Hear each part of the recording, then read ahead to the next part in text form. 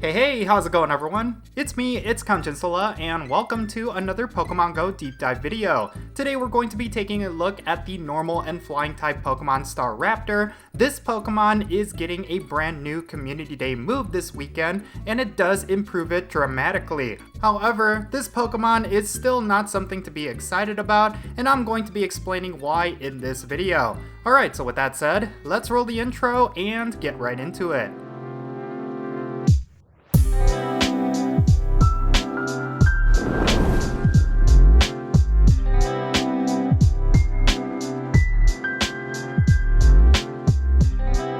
Alrighty, so let's jump right into it. So, this deep dive is going to be for Staraptor, which of course is going to be the highlighted Pokemon for Community Day of July of 2022. And I have to say that with the addition of Gust, there was a lot of high hopes that this could be a very powerful Pokemon for PvP, but unfortunately, it is not necessarily going to improve drastically enough where it will actually see some play. Now there's a lot of reasons for this, which I will get to in this video, but first and foremost, let's go over the brass tacks. So Staraptor is going to be a normal and flying type Pokemon, and it has an attack stat of 234, a defense stat of 140, and a stamina stat of 198.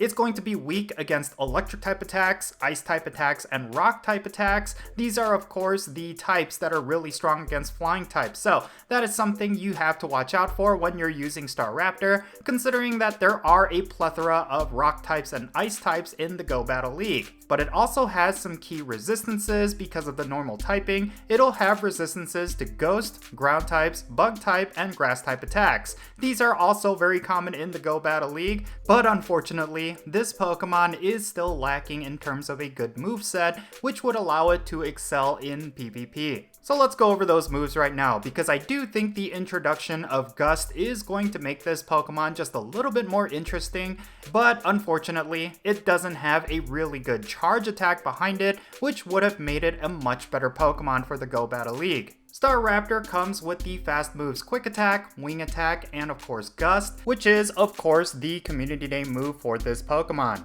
Now, comparatively speaking, Gust is going to be the superior fast move, and that is of course because of the insane amount of energy generation that this move does, which will allow you to increase your DPS in both PvP and in raid battles. Now, in terms of Staraptor's charge attacks, this is where it gets a little disappointing. It can come with either Brave Bird, Close Combat, and Heat Wave, and that's pretty much it. What makes this list of charge attacks really disappointing is of course the lack of type coverage with these moves, and just in general, there's nothing too exciting about them. I mean, naturally, you're going to be using Brave Bird, regardless if you're using this Pokemon for PvP or PvE, but with Close Combat and Heat Wave, there really isn't too much to back it up. And on top of that, Brave Bird itself is a lackluster move. It is a very powerful, hard-hitting attack, but it does lower the defense of the user, so you're likely only going to be able to use it once or twice in PvP, and that is of course if you are able to bait out both shields beforehand. I guess you could present the argument that Close Combat is your type coverage, considering how powerful it is against Ice type Pokemon and Rock type Pokemon, which are of course hard counters to Staraptor.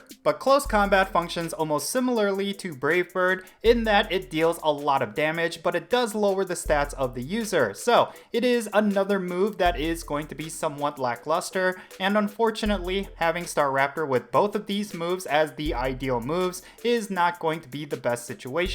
And if you compare Staraptor to the current best flying type Pokemon to use in the Great League or the Ultra League, you can see why Staraptor ends up falling off really hard. First, let's talk about the two flying types that absolutely dominate the Great League, and that is of course going to be Skarmory and Altaria. Both of these Pokemon have a dual typing with either Steel or Dragon, and that is actually a key detail, because both of these types actually add to the amount of resistances that these Pokemon have, and it also lowers the weaknesses as well. Skarmory, for example, is still going to be weak against Rock type attacks and Electric type attacks, but it will actually neutralize the damage of Ice type attacks, which will make it neutral damage. That is actually somewhat important because when it comes to flying type Pokemon, they are going to be countered pretty hard by a lot of the most commonly used Pokemon in the Great League. And Altaria, with its dragon typing, is going to have the same effect with electric types, which it does resist a lot more than a typical flyer.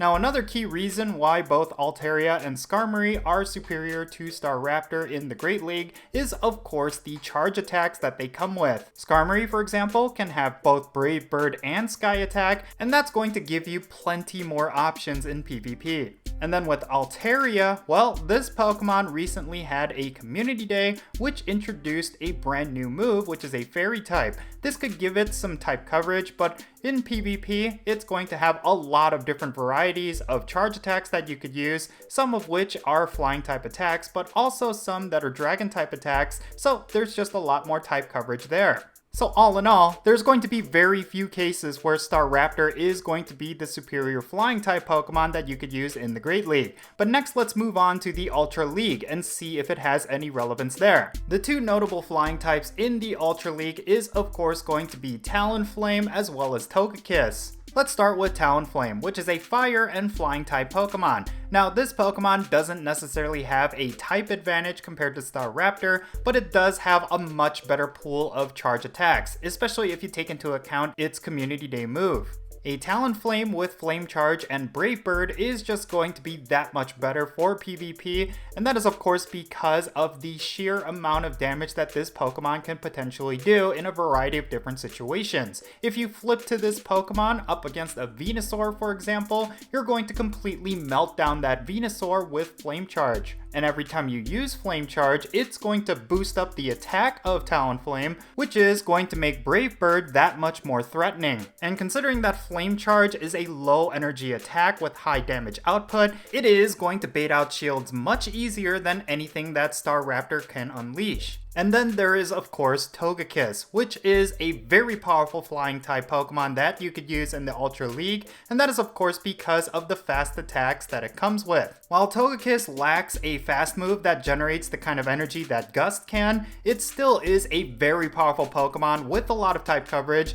and of course it has the fast attack charm, which means it doesn't necessarily even need the energy to begin with. Charm also opens up the amount of Pokemon that Togekiss can counter, and that is actually a key detail, considering that there's a lot of Pokemon that are going to be really difficult to deal with in the Ultra League, but Togekiss hard counters most of them. So all in all, that means Staraptor is going to be a swing and a miss in the Ultra League as well. Alright, so since it's become clear that Staraptor is going to be a disappointment for PvP, let's explore whether or not it's going to be useful in PvE, especially in raid battles where the Pokemon is going to be weak against flying types. Unfortunately, even for raid battles, Staraptor's situation is not looking better. Even with the energy generation from Gust, there's going to be a plethora of other flying type Pokemon that are just going to out DPS Staraptor, or they're going to have much higher TDO, which means they're going to last in battle a lot longer. Even though the combination of Gust and Brave Bird is going to be super powerful for raid battles, I would say that having a Moltres with Wing Attack and Sky Attack is going to be a lot better.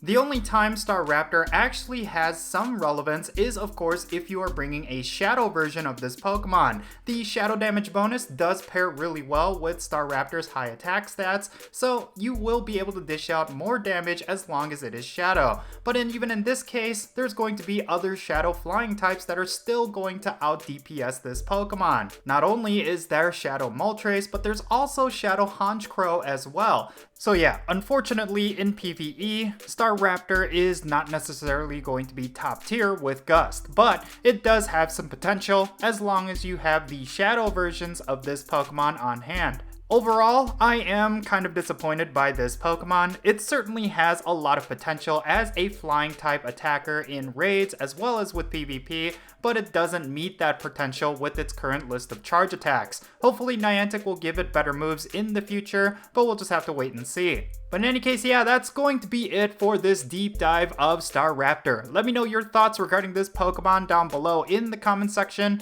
Do you actually think this Pokemon is better than how I presented it? Let me know down below and let's have a great discussion. And if you ended up enjoying this video and found it to be helpful, make sure you hit that like button and subscribe if it's your first time here. And don't forget that little bell so you stay up to date on whenever I upload videos. And I want to give a quick shout out to my patrons on Patreon. You make this channel content possible. If you want to support my channel in any way, then do check out the links in the description below. But yeah, that's going to be it. I'm Count Jinsula. Be safe, have fun, love yourself, and I'll catch you all later.